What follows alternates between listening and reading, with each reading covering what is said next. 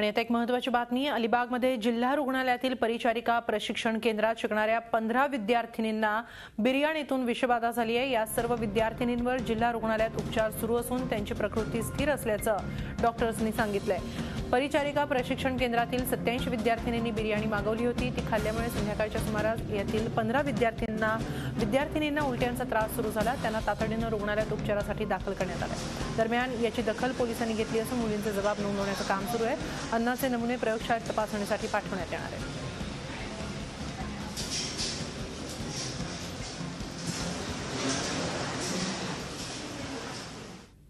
October हिटचा परिणाम आणखी आठवडाभर जाणवेल अशी शक्यता कुलाबा वेधशाळेनं वर्तवली आहे। यंदाच्या पावसाळ्यावर अल निनोचा परिणाम झालाय, त्यामुळे ऑक्टोबरमध्ये सरासरीपेक्षा 3 अंश जास्त तापमान अनुभवायला येत आहे। यंदाचा ऑक्टोबर महिना सर्वाधिक उष्ण ठरण्याची शक्यता आहे।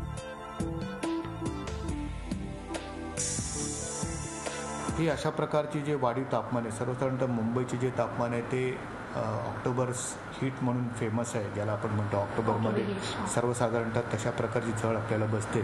मान्सून संपलेला असतो, हवेमध्ये आर्द्रता असते आणि तापमान वाढीची झळ, त्याच्याने डिस्कम्फर्ट इंडेक्सच्या सारख्या गोष्टी ज्या असतात त्या पुढे येतात। त्याचा त्रास सर्वसाधारणतः लोकांना होतो शहरामध्ये राहणारा।